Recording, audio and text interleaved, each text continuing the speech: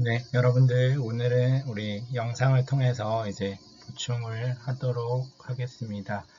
먼저 우리 지난 시간에 불확정법 개념과 판단 여지에 대해서 우리 좀 같이 살펴봤었는데 여러분들 며칠 되지 않았기 때문에 잘 기억하고 계시리라고 생각합니다.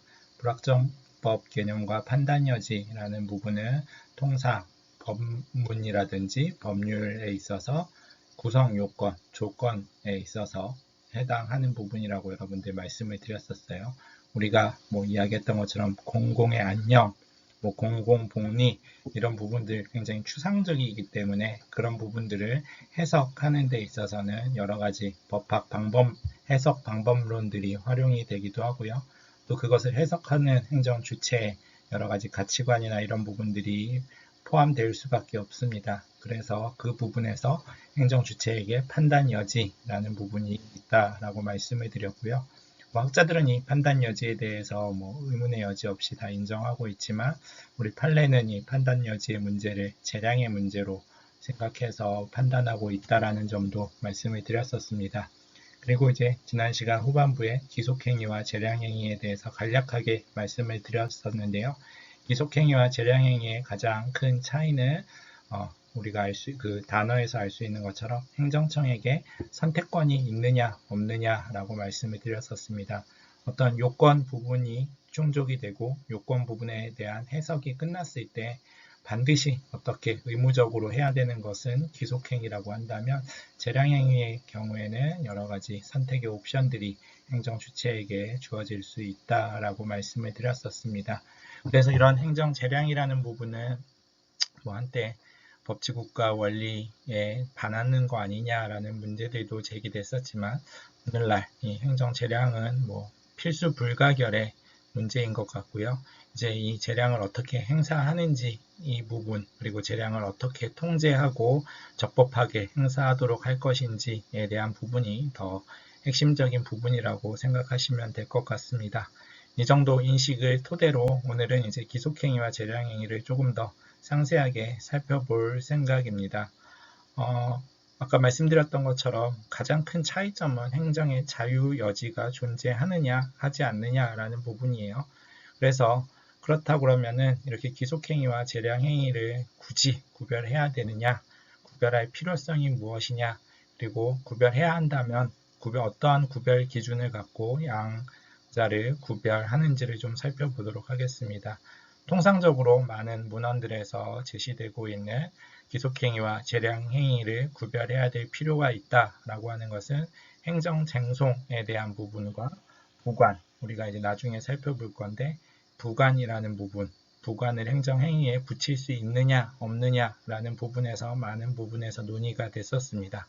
그리고 마지막으로 어떤 행정작용을 판단하는 행정작용이 위법한지 위법하지 않은지 사법부 입장에서 사법심사를 하는 과정에서 기속행위냐 재량행위냐에 따라 조금 다르게 판단해야 되는 것 아니냐라는 논의들이 많이 있어 왔습니다.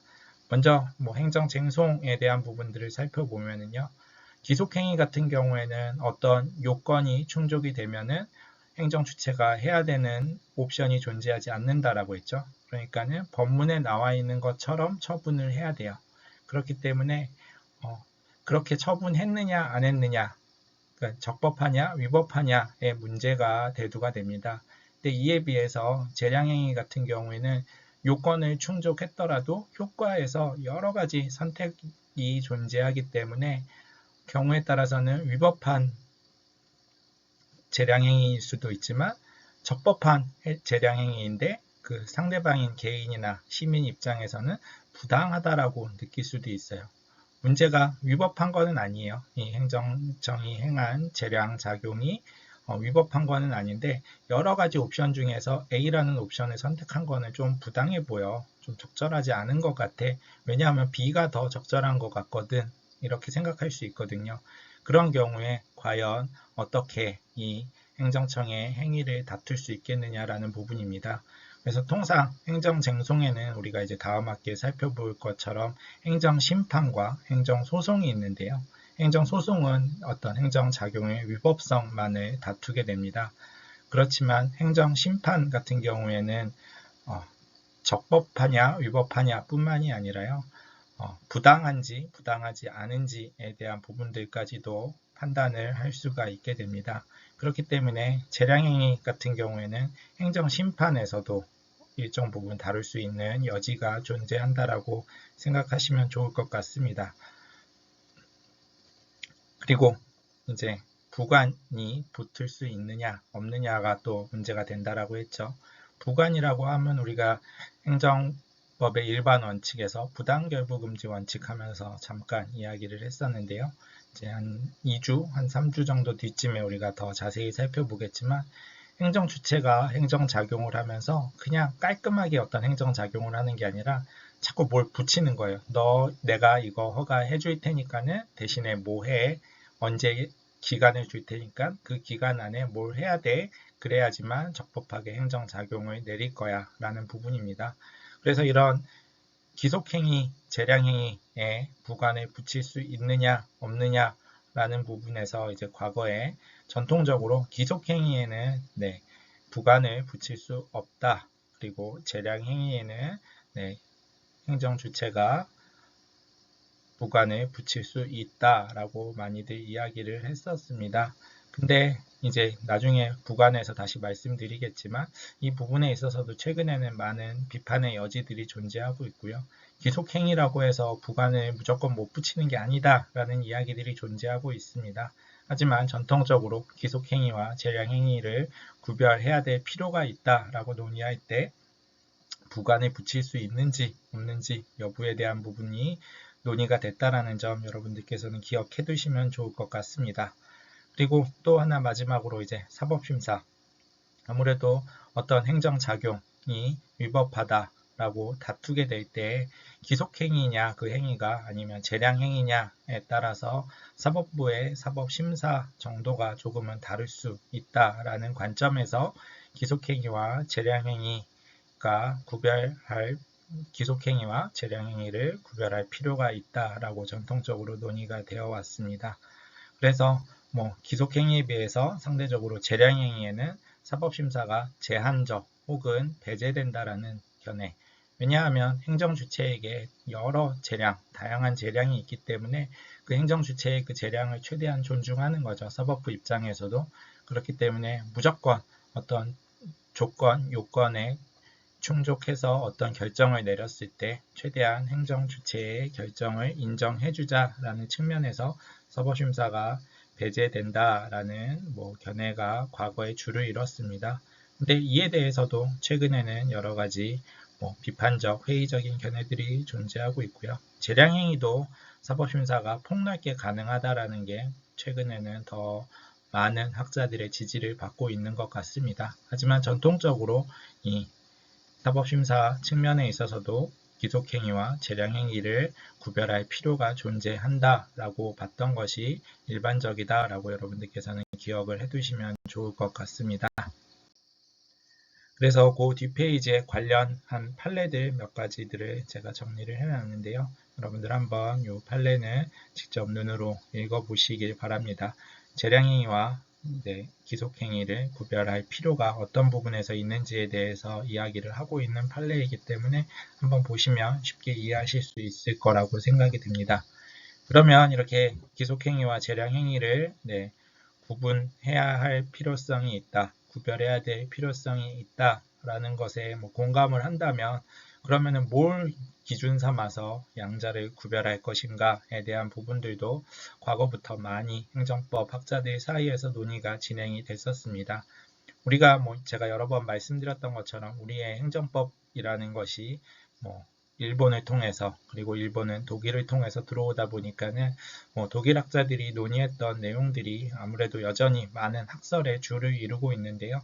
그 과거에 재량행위와 기속행위를 구별할 필요성이 있는데 그러면 뭘 가지고 구분할 것이냐라고 할 때 요건재량설, 효과재량설 여러 가지 다양한 학설들이 주장이 되었습니다.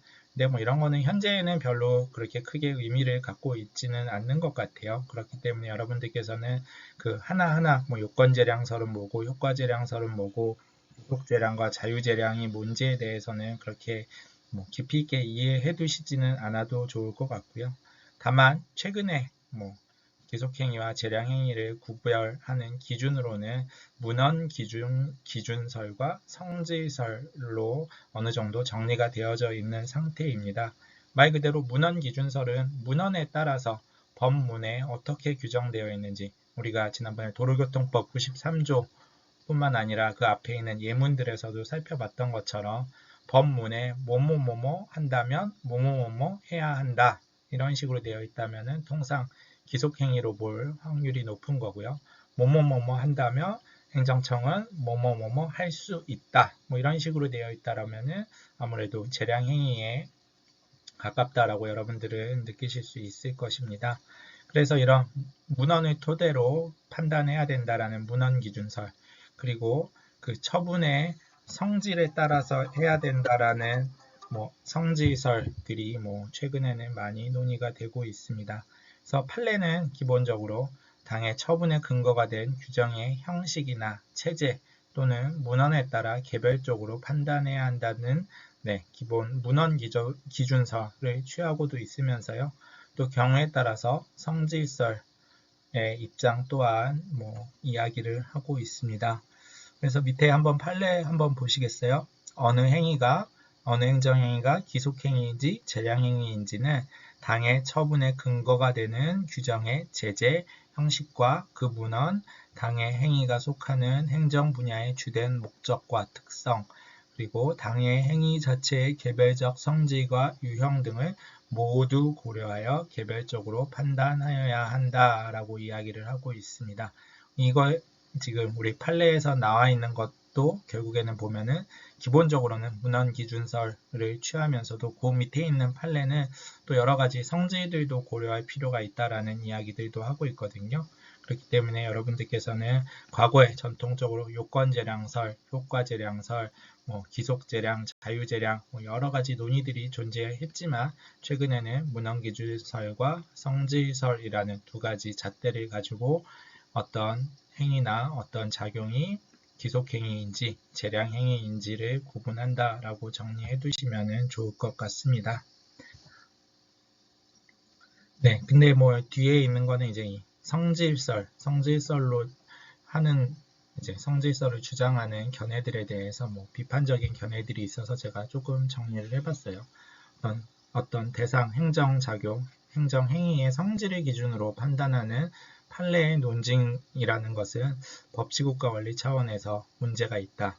왜냐하면 성질이 부담적인지 수익적인지에 대한 통상 수익적이냐 부담적이냐 이런 이 성질을 토대로 그것이 기속행위냐 재량행위냐라고 이렇게 많이 판단을 했는데, 어떤 행정작용이 그게 부담적 행정행위인지 수익적 행정행위인지 이거는 입법상 근거 유무를 정하는 데 의미가 있다고 보는 거지, 이 해당 행위의 성질을 논의하는 데 활용될 수 없기 때문에 기본적으로 문헌에 충실하게 해석을 해야 될 필요가 있다 라고 이야기를 하고 있습니다.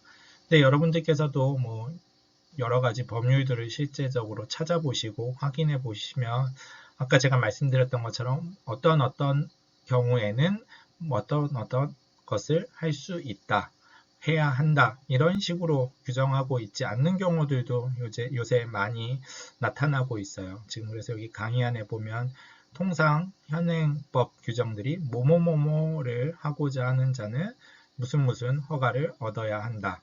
이를테면 카페 영업을 하고자 하는 자는 식품 영업 허가를 얻어야 한다. 이런 식으로 규율하고 있는 규정들이 굉장히 많습니다. 그래가지고 이런 규정들을 토대로 이제 행정주체가 영업 허가를 할지 말지를 결정할 수도 있고요. 이 규정을 토대로 영업 허가라는 것이 기속행위냐 재량행위냐라는 것들을 논의해 볼 수 있을 텐데, 이 문헌기준설에 따르면 그 관련 규정을 보고선 그 규정에 어떻게 되어 있는지를 봐야 되는데, 이런 식으로 이제 무엇을 하고자 하는 자는 뭐뭐를 얻어야 한다, 이런 식으로 되어 있다면 문헌기준설을 토대로 기속행위와 재량행위를 판단하는 것도 조금 어렵지 않을까라는 견해들이 제시가 되고 있습니다. 그래서 이런 여러 가지 한계점들이 존재하기 때문에 최근에는 기속행위와 재량행위를 구별하는 새로운 기준이 필요하다. 전통적으로 논의되는 요건재량설, 효과재량설 이것을 뛰어넘어서 문헌기준설과 성질설이라는 것을 토대로 우리 판례와 다수의 견해들이 지금 양자를 구별하고 있는데 이것 또한 한계가 존재하기 때문에 새롭게 접근해야 될 필요가 있다라고 하는 학자들도 존재하고 있습니다. 그래서 이런 견해에 따르면은 어떤 명문상 명확하게 의무 규정이 존재하지 않으면은 모든 행정작용은 기본적으로 재량으로 보자. 그렇다고 한다면 만약에 어떤 문헌에서 반드시 의무를 행정주체에게 부과하고 있는 강행적 규정이라면 그거는 재량의 여지가 없이 당연히 기속행위에 해당하겠지만 그렇지 않다라고 한다면 애매모호할 때는 기본적으로 다 재량행위로 보는 것이 좋지 않겠느냐라는 견해들 또한 존재하고 있습니다. 그 부분 여러분들 그래서 양자의 구별 기준에 대한 부분들 조금 기억을 해 두시면 좋을 것 같습니다. 그래서 이제 기속행위와 재량행위 전반에 대해서 기본적인 양자의 개념 그리고 그것을 구별할 필요가 존재하는가 그리고 구별할 필요성을 인정한다라고 했을 때는 어떤 기준을 가지고 구별하느냐라는 부분을 살펴봤다면 이제 궁극적으로 재량행위를 어떻게 행사해야 되는가 어떠한 재량 행사가 적절한 재량 행사인가 경우에 따라서는 의무에 적합한, 의무에 부합한 이렇게 표현하는 교과서들도 있는데요. 이제 그 재량의 한계 그리고 재량 행사의 하자에 대한 부분들을 조금 살펴보도록 하겠습니다. 그래서 그런 부분들을 조금 더 쉽게 사례로 여러분들 이해하시기 위해서 사례를 하나 가져왔는데요. 사례를 한번 보세요.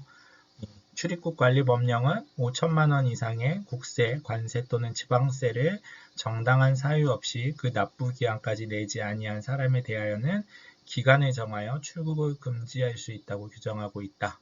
네, 국세청장이 6억의 국세 체납을 이유로 어떤 사람의 출국 금지를 요청함에 따라 법무부 장관은 이 사람에 대하여 6개월간의 출국 금지 처분을 했습니다.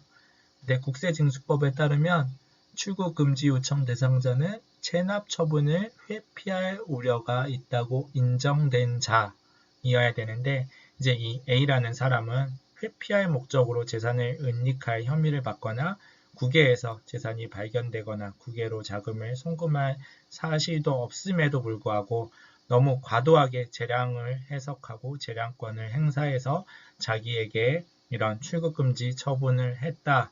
그렇기 때문에 이 출국금지 처분이 위법한 재량 행사다라고 주장을 하고 있습니다. 그래서 과연 이 주장이 받아들여질 수 있을까라는 부분인데요.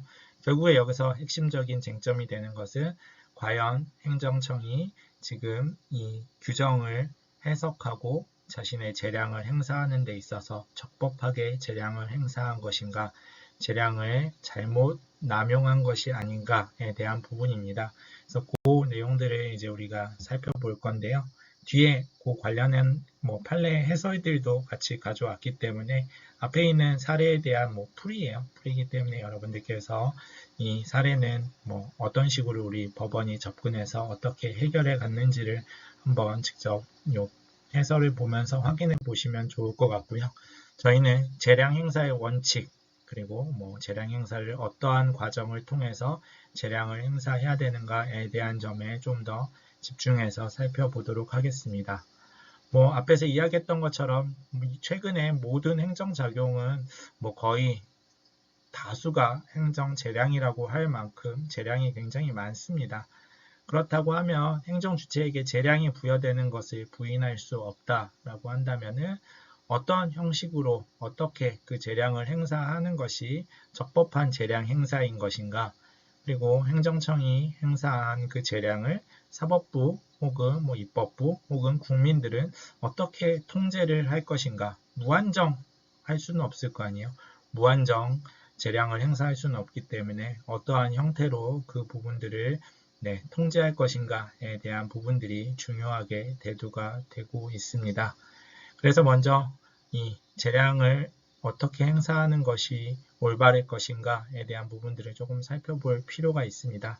그래서 행정주체가 갖는 재량은 통상 개별 사건을 한 목적적으로 그리고 적합하게 규율하는 거고, 그렇기 때문에 개별 사건, 케이스 바이 케이스란 거예요. 이 케이스에서는 행정주체가 이런 식의 재량을 행사하고, 또 다른 케이스에서는 비슷해 보이지만 여러 가지 상황들이 다르다면 또 다른 재량권을 행사할 수 있는 것이에요. 그렇기 때문에 개별 사건 지향적이고요. 동시에 개별 사건이 정당할 수 있도록 그 개별 사건 정당성에 기여할 수 있을 정도로 재량을 행사해야 됩니다.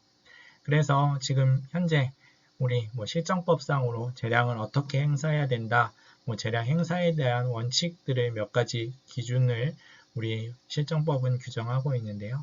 행정기본법 21조, 제가 그 박스 안에 넣어놨죠. 행정기본법 21조라든지 행정소송법 27조에 이 재량 행사를 어떻게 하고 재량 처분에 대해서 어떻게 취소를 해야 되는지 나름의 실정법상의 기준들을 좀 규정하고 있습니다. 그래서 행정기본법 21조 보시면은요, 재량 행사의 기준이라는 제목으로 행정청은 재량이 있는 처분을 할 때에는 관련 이익을 정당하게 형량하여야 하며 그 재량권의 범위를 벗어나서는 안 된다, 넘어서서는 안 된다라고 굉장히 단순하지만 핵심적인 내용들을 담고 있습니다.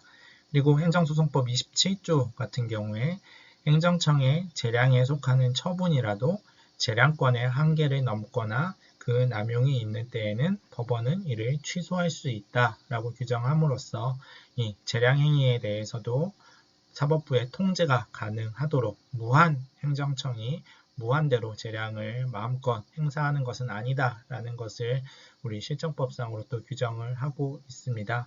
그래서 행정기본법 21조 그리고 행정소송법 27조 이 내용들을 종합해서 본다면 기본적으로 행정청은 자신에게 존재하는 재량을 수권 목적에 맞게끔 행사해야 되고요. 그 재량의 법률적 한계를 준수해야 된다라는 점은 여러분들께서 기억을 해 두시기 바랍니다. 이런 의미에서 아까 제가 전반부에 조금 말씀드렸지만 이런 행정청이 행사하는 재량을 법적으로 구속된 재량 혹은 의무에 합당한 재량으로 이렇게 표현하는 교과서들이 존재하고 있고요. 그런 부분들은 일응타당하다라고 생각이 듭니다. 그래서 밑에 예로서 있지만 단란주점 술집을 운영하는 사람이 2명의 청소년에게 술을 팔았을 경우에 특별히 이 2명의 청소년들에게 고려해야 될 어떤 상황들이 발생하지 않는다면 자신에게 주어진 재량의 범위 안에서 동일한 처분을 내리는 것이 적절한 재량권의 행사이고 재량권을 남용하지 않은 것이다 라고 판단할 수 있다 라고 여러분들은 기억하시면 좋을 것 같습니다. 근데 이렇게 행정청에게 재량이 부여되어 있고 그 재량권을 행사하는 것을 인정해야죠. 인정해야 되는데 이런 재량권을 행사하는 데 있어서 자주 재량의 하자가 많이 문제가 되고 있고 또 이 재량을 행사해서 어떤 처분을 상대방 개인에게 했을 때 그 개인이 그 행정작용을 위법하다라고 주장할 때 가장 흔히 주장하는 게 이 행정청이 행한 재량의 하자가 있다라는 부분입니다. 그래서 이 재량의 하자라는 부분은 굉장히 어떤 판례에서든지 많이 활용이 되고 있고요. 이 재량의 하자는 달리 말하면은 재량 행사의 한계라고도 표현을 할 수 있을 것 같습니다. 아까 기속행위와 재량행위를 구별할 필요성에서도 약간 말씀드렸던 것처럼 이 재량행위에 있어서는 재량을 잘못 행사해서 재량의 하자가 있다라고 해서 바로 위법이 되는 것은 아니에요. 지금 기속행위 같은 경우에는 어떤 요건을 충족하면 행정주체는 바로 어떤 선택의 옵션 없이 어떤 행위를 해야 되는데 그 행위를 하지 않았다라고 하면은 당연히 위법한 거죠. 근데 반대로 재량행위 같은 경우는 재량을 잘못 행사한 거예요. 그래서 재량의 하자가 있다라고 해서 바로 위법이 되는 것은 아니기 때문에 이 부분은 여러분들께서 조금 주의를 기울이셔야 될 필요가 있고요. 그럼 바로 위법이 되는 것이 아니면 어느 정도까지 그 하자를 판단할 것인가 라는 부분들을 또 생각해 봐야 되겠죠. 요 밑에 두 가지 판례들이 이 재량을 잘못 행사했다라고 해서 재량에 하자가 있다라고 해서 바로 위법이 되는 것은 아니다라는 것을 어느 정도 이야기하고 있는 판례입니다. 그 판례들 여러분들께서 한번 같이 보시면 좋을 것 같아요. 그렇다고 그러면 우리가 여러분들 아시는 분들도 계실 텐데요. 재량하자, 재량하자에는 그러면 되게 추상적이잖아요. 하자가 있다, 재량을 잘못 행사했다 라고 하는데, 그럼 재량하자에는 구체적으로 어떤 모습들이 존재할까 라고 할 때 통상 여러 교과서들에서는 세 가지 정도의 용어들을 활용해서 재량하자의 구체적 모습들을 표현을 하고 있습니다. 그래서 첫 번째가 재량의 불행사, 어떤 교과서들에서는 재량의 해태라고도 표현을 하고 있습니다. 이것은 보면 행정청이 자신에게 부여된 행정재량을 전혀 행사하지 않은 거예요. 근데 실질적으로 재량의 불행사가 문제가 되는, 재량의 불행사가 문제가 되는 재량의 하자는 별로 존재하지 않는 것 같아요. 행정청은 자신에게 부여된 수권 목적에 맞게 어떻게든 재량을 행사하기 때문에 재량을 아예 행사하지 않는 이런 경우는 그렇게 일반적이지는 않은 것 같습니다. 오히려 그 두 번째, 세 번째에는 재량의 일탈 혹은 재량의 남용이라는 부분이 흔히 실제적인 많은 사례에서 재량의 하자의 모습으로서 등장하고 있는 건데요. 어떻게 보면 비슷한 것 같은데 조금 내용을 살펴보면 일탈과 남용은 일정 부분 다른 부분들도 존재하고 있습니다. 그래서 재량의 일탈이라고 하면요, 어떤 교과서들에서는 재량의 유월 넘어갔다라는 거죠. 유월. 그래서 재량의 외적 한계를 넘어서서 재량을 행사했다라는 부분인데요. 이것은 재량권이 자신에게 주어진 재량권의 범위 자체를 아예 나에게 주어진 그 옵션 자체를 넘어갔다라는 것을 의미하시면 좋을 것 같고요. 재량의 남용이라는 것은 내적 한계를, 이 일탈이라고 하면은 외적 한계를 넘어갔다라는 거에 비해서 남용이라는 것은 내적 한계를 넘어갔다라는 것을 의미하는 겁니다. 그래서 이 재량의 남용이라는 것이 가장 많이 문제가 되는 것 같아요. 이 세 개를 굳이 수치화하자고 하면 재량의 남용이 가장 일반적인 재량하자의 구체적인 모습이고요. 그 다음은 재량의 일탈, 그리고 재량의 불행사, 이 정도가 이제 되는 것 같아요. 그래서 재량의 남용을 조금 더 중심적으로 살펴보면 재량을 부여한 수권 규정의 목적에 따라 재량 행사를 하지 않았거나 재량 행사에 있어서 공익과 사익을 고려해야 되는데 고려하지 않았거나 라는 부분들이 대표적인 재량 남용이 문제가 되는 케이스들입니다. 그래서 대표적인 것으로 한 4가지 정도를 강의안에다가 적어놨는데 여러분들 한번 보시면 좋을 것 같아요. 그래서 우리가 통상 자주 이야기하죠. 행정청이 자신에게 부여되어 있는 재량권을 너무 남용하는 것 아니냐, 너무 과도하게 행사하는 것 아니냐, 이때 이제 많이 활용되는 말이 남용이라는 부분이고요. 실제로도 이 재량권의 남용이라는 부분이 가장 현실적으로 많이 문제가 되고 있습니다. 근데 여러분들 지금 들으셔서 아시겠지만 이 일탈과 남용을 또 명확하게 구분하는 게 쉽지 않을 때도 있고요. 또 우리 판례 같은 경우에는 이런 재량의 하자는 재량 일탈이다.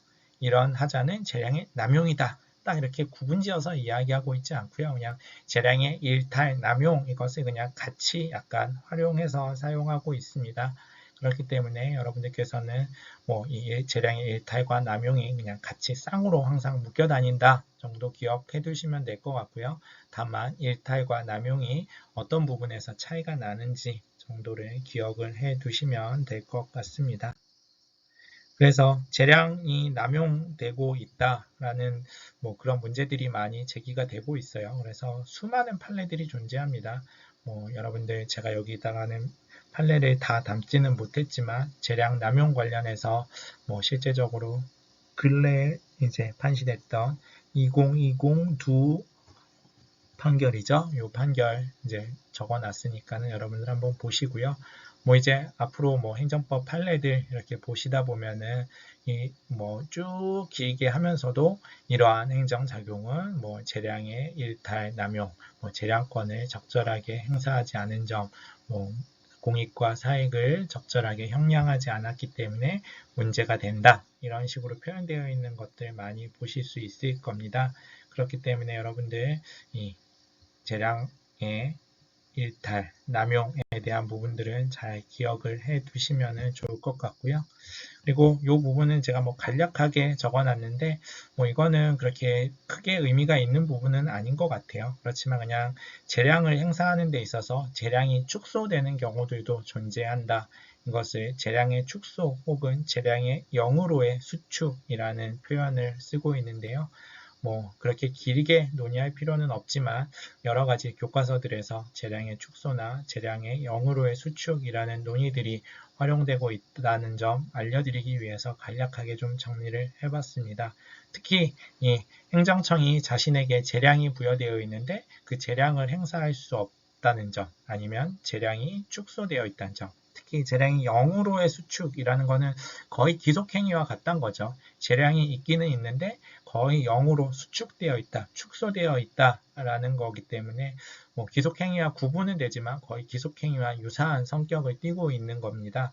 이런 논의들은 특히 우리가 지난번에 개인적 공권의 특수한 형태로 행정이 직접 어떤 사안에 개입해서 뭘 해주세요 라고 하는 행정개입 청구권, 어떤 개인들에게 행정개입 청구권이 존재하는가 아닌가 라는 논의가 있다라고 말씀을 드렸었는데 그 논의에서 이제 행정주체에게 만약에 재량이 있다면 행정개입 청구권을 행사하는 게 별 의미가 없겠죠. 뭐 개입을 할 수도 있고 안 할 수도 있는데 그렇기 때문에 이런 논의에 있어서 재량이 축소 혹은 재량 0으로의 수축이라는 논의가 전제가 된다면 행정개입 청구권이 조금 더 실효성 있게 작동되지 않을까라는 의미에서 조금 의미가 있는 내용입니다. 그리고 이런 재량이 축소돼야 된다.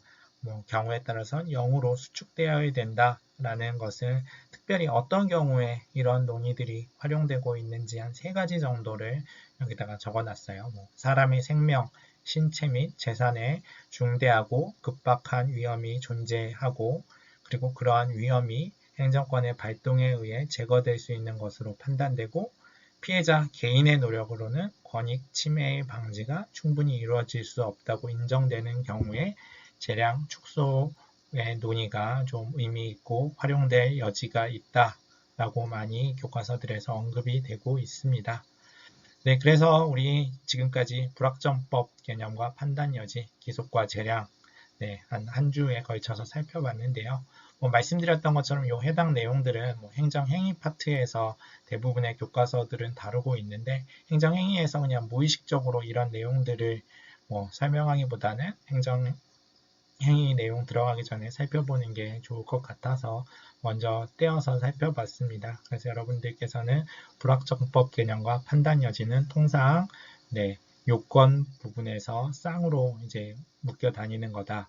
그리고 기속과 재량이라는 부분은 효과 부분에서 이제 논의가 되는 부분이고 기속행위와 재량행위는 왜 구분할 필요가 존재하는지 그리고 구분할 필요가 있다라고 했을 때에는 어떠한 차이점들, 어떠한 차이점들이 있는지 그리고 어떤 기준을 통해서 양자를 기준을 갖고 구분할지에 대한 논의들을 좀 정리해 두시면 좋을 것 같고요.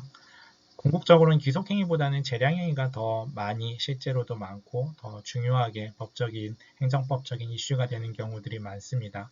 행정청이 자신에게 부여된 재량을 제대로 행사했는지 여부가 사법적 심사의 대상이 되는 경우가 많은데 그렇다고 하면 재량을 어떻게 행사하는 것이 올바른 것이고 재량이 잘못 행사되는 재량의 하자라고 했죠. 재량의 한계라고도 했고요. 그 세부적인 내용들은 어떤 것이 있는지 여러분들께서 정리해 두시면 충분히 이 불확정법 개념과 판단 여지, 기속과 재량이라는 부분은 이해를 하실 수 있으리라고 생각이 듭니다. 그래서 온라인을 통해서 이렇게 보강을 하다 보니까는 아무래도 조금 여러분들 실제로 얼굴 보고 하는 것보단 저도 조금 더 버벅대는 것도 있는 것 같은데 그래도 또 이렇게 온라인을 통해서 하다 보니까 네, 훨씬 여러분들도 편하신 부분도 있고 또 보충해야 되는 부분들을 어디서든 여러분들께서 들으실 수 있기 때문에 활용 가치가 더 높다라고 생각이 들고요. 네, 이제 다음 시간부터 현장에서 우리가 행정법의 가장 엑기스라고 말씀드렸죠. 행정작용에 대한 부분들 다시 살펴보도록 하겠습니다. 행정작용은 네, 크게 행정행위, 그리고 행정입법, 행정계획, 행정계약 뭐 이렇게 한 4개 혹은 뭐 더 나아가서는 그 밖에 뭐 행정작용에서 한 4개 내지 5개 정도의 부분으로 나뉘어져 있는데요. 그 중에서 가장 핵심적인 부분은 네, 행정행위라는 부분과 행정입법이라는 부분입니다. 그래서 뭐 그 두 부분이 가장 핵심을 이룰 거고요. 뭐 이번 학기 최대한 네, 강의 계획서에 있는 것처럼 행정계약이라든지 행정계획에 대한 부분들까지도 기본적인 것들을 좀 살펴볼 수 있도록 네, 하겠습니다. 네, 여러분들 수고하셨고 이제 다음 시간에 우리 강의실에서 같이 또 만나서 행정작용 파트 이제 시작하도록 하겠습니다. 네, 그리고 여러분들 이거 동영상 들으시고 이제 뭐 자동으로 출석 체크가 되니까는 뭐 이거 들으신 거에 대해서 뭐 따로 저한테 확인하실 필요는 없을 것 같고요. 뭐 언제든지 문의사항이 있으시거나 건의사항이 있으시면 해주시면 네, 적절하게 조치를 취하도록 하겠습니다. 수고하셨습니다.